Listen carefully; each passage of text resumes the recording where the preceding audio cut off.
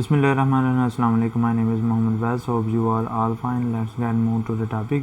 Today's topic is what is the difference between commerce and e-commerce.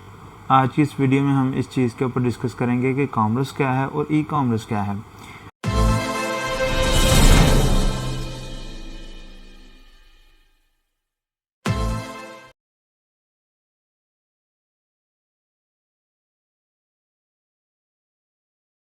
पहले तो हम बात करते हैं कि कॉमर्स क्या है।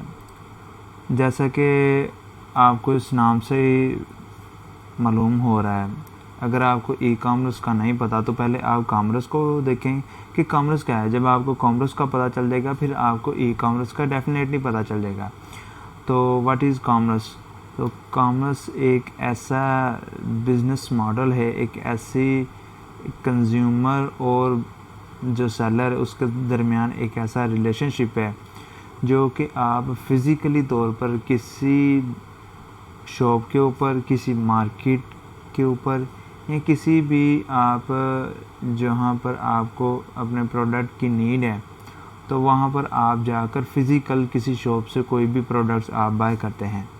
तो इस चीज़ को जो आप फ़िज़िकली तौर पर किसी चीज़ की आप बाइंग करते हैं, कोई भी प्रोडक्ट्स या कोई भी ऐसी चीज़ जिसकी नीड आपको होती है, तो फ़िज़िकली तौर पर आप जाते हैं और फिज़िकली शॉप के ऊपर आप वहाँ पर अपना फ़िज़िकल प्रोडक्ट्स वहाँ से बाय करते हैं। तो इस चीज़ को कॉमर्स कहते हैं कि आप वहाँ पर फ़िज़िकली तौर पर सेलिंग बाइंग करते हैं, तो इस चीज़ को कॉमर्स कहते हैं। अगर हम ई कॉमर्स की बात करें, मैं इधर आपको जस्ट सिंपल वर्ड के अंदर ही समझाता हूँ कि ई कॉमर्स क्या है। ये जो स्मॉल ई है ना, ये जो स्मॉल ई है ये साइन है इंटरनेट का। जहाँ पर भी आपको ये स्मॉल ई आएगा इसका मतलब है कि वहाँ पर आप इंटरनेट के ज़रिए कोई ना कोई प्रोसेसिंग कर रहे होंगे या कोई भी उस चीज़ का लिंक इंटरनेट के ज़रिए होगा। और यहाँ पर भी जब ये कॉमर्स के साथ ये ई कॉमर्स लग गया, यानी कि ये स्मॉल ई लग गया, तो इसका यही मतलब है कि ये इंटरनेट के साथ यहाँ पर बिज़नेस हो रहा है। अगर आपको कॉमर्स की समझ लगी होगी तो फिर जब आप इस ई को भी समझ चुके होंगे कि ये इंटरनेट का एक साइन है, तो जब ये कॉमर्स के साथ लग जाएगा तो इसका मतलब है कि जो भी कॉमर्स का प्रोसेस होगा वो इंटरनेट के थ्रू होगा। यानी कि जितनी भी सेलिंग बाइंग होगी वो आपकी इंटरनेट के थ्रू होगी।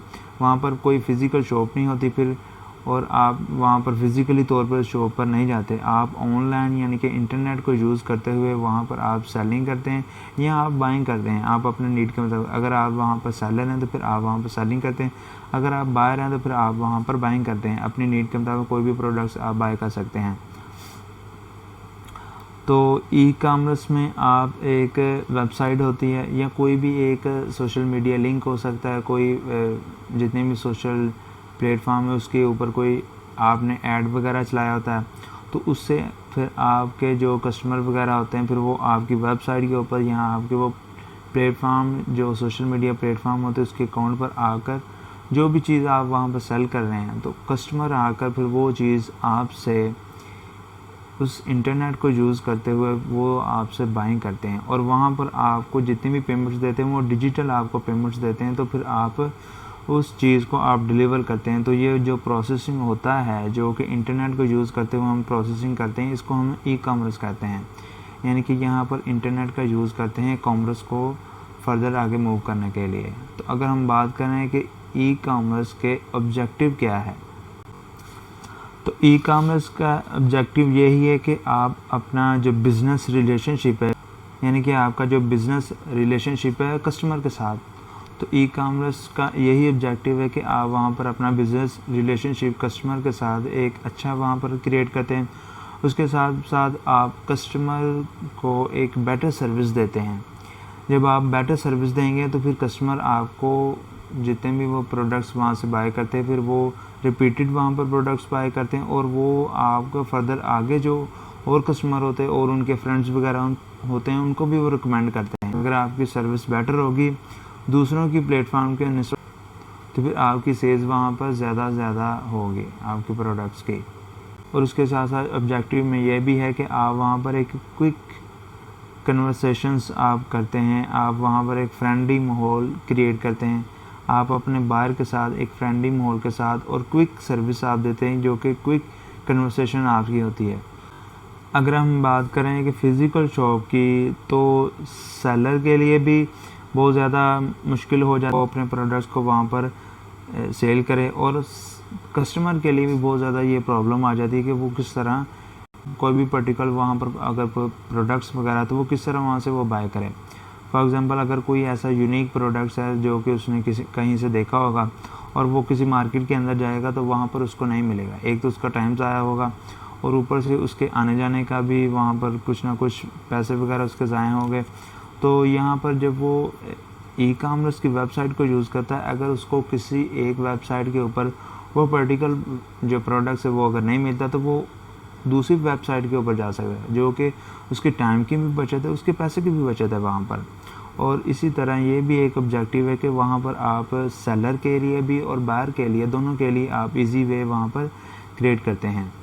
और ये ई कॉमर्स जो वेबसाइटेड होती हैं, इसको आप यूज़ करके आप पूरे वर्ल्ड के अंदर अपने प्रोडक्ट्स को सेल कर सकते हैं। अगर आप फिज़िकली किसी शॉप के ऊपर अपने प्रोडक्ट्स को सेल कर, जैसे कि जितनी भी आपकी टारगेट ऑडियंस है, अगर आप किसी एक कस्बे के अंदर, एक टाउन के अंदर आप शॉप जो कि फ़िज़िकल आपकी शॉप होगी, तो उसके अंदर ही आप अपने प्रोडक्ट्स को सेल कर सकते हैं, या आप उस सिटी के अंदर अपने प्रोडक्ट्स को सेल करें। मगर आप ई कॉमर्स वेबसाइट के थ्रू आप पूरे वर्ल्ड के अंदर और कंट्री के अंदर भी अपने प्रोडक्ट्स को सेल कर सकते हैं। एक ये भी ऑब्जेक्टिव है। उसके अलावा फिर आप 24 आवर इसकी सर्विस वगैरह दे सकते हैं। अगर आप फिज़िकल शॉप ओपन करते हैं तो वहाँ पर आप 24 आवर्स अपनी सर्विस वगैरह नहीं दे सकते हैं। कुछ टाइम के अंदर आपकी जो शॉप बंद रहेगी, कुछ टाइम के अंदर आपकी शॉप ओपन रहेगी। मगर जो ई कॉमर्स वेबसाइट होती हैं वो 24 आवर्स एक्टिव रहती हैं, और ये ऑब्जेक्टिव है। अगर हम बात करें कि ई कॉमर्स के फ़ीचर क्या हैं, तो ई कॉमर्स फ़ीचर के अंदर ये चीज़ आती है कि उसके फ़ीचर के अंदर ये चीज़ आती है कि वहाँ पर आपके जितने भी प्रोडक्ट्स हैं वो आप कंपेयर कर सकते हैं किसी और प्रोडक्ट्स के अंदर। अगर आप फिज़िकली शॉप के ऊपर जाते हैं तो वहाँ पर आप उस शॉप के अंदर ही उस चीज़ों को कंपेयर कर सकते हैं। मगर ई कॉमर्स के अंदर आप अपने प्रोडक्ट को और डिफरेंट वेबसाइट के थ्रू वहाँ पर आप प्रोडक्ट्स को कंपेयर कर सकते हैं। उसके बाद फिर वहाँ पर आपको क्विक एक्सेस मिलती है कि आप क्विक एक्सेस यूज़ करके अपने प्रोडक्ट्स को ले सकते हैं। उसके बाद भी यहाँ पर आपको एक सोशल मीडिया प्रूफ मिल जाता है, जो कि आप रिव्यूज़ देखने के बाद वहाँ पर प्रोडक्ट्स ले सकते हैं। उसके बाद फिर 24 आवर्स की अवेलेबिलिटी आपको मिल जाती है, एक सर्विस आपको मिल जाती है। उसके बाद फिर आपको एक एडवांस पेमेंट ऑप्शन मिल जाता है आपको। यहाँ पर अगर आप फ़िज़िकली बात करें तो फ़िज़िकली में आपको वहाँ पर फ़िज़िकल करेंसी देनी पड़ती है। अगर आप ई कॉमर्स के अंदर बात करें तो वहाँ पर आप जैज़ कैश कर सकते हैं, आप अपने क्रेडिट कार्ड या डेबिट कार्ड से आप पेमेंट कर सकते हैं, या और भी आपका कोई भी जो बैंक होगा उसके आप वहाँ पर डिजिटली करेंसी को यूज़ कर सकते हैं। और उसके साथ साथ आप इस प्रोडक्ट्स को दूसरों के साथ भी शेयर कर सकते हैं कि ये एक प्रोडक्ट्स है, इसकी आप मुकम्मल डिस्क्रिप्शन, उसके टाइटल वगैरह को अगर आपने देखना तो आप किसी और के साथ अपने प्रोडक्ट्स को शेयर कर सकते हैं। वो भी चीज़ें ये देख सकता है और वो भी वहाँ से ई कॉमर्स वेबसाइट जिससे वो बाय कर सकता है। और उसके बाद फिर यहाँ पर एक रिटर्न पॉलिसी होती है। अगर आप फिज़िकली शॉप के ऊपर बात करें तो वहाँ पर रिटर्न पॉलिसी होती है, मगर इतनी ज़्यादा नहीं होती, बहुत कम वहाँ पर आपको रिटर्न पॉलिसी मिलेगी। अगर आप वहाँ पर ई कॉमर्स वेबसाइट के ऊपर बात करें तो वहाँ पर आपको मोस्टली रिटर्न पॉलिसी देखने को आपको मिलती है। तो ये आपको ज़्यादा बेस्ट रहेगा जो कि आपका फ़िज़िकली शॉप होती है।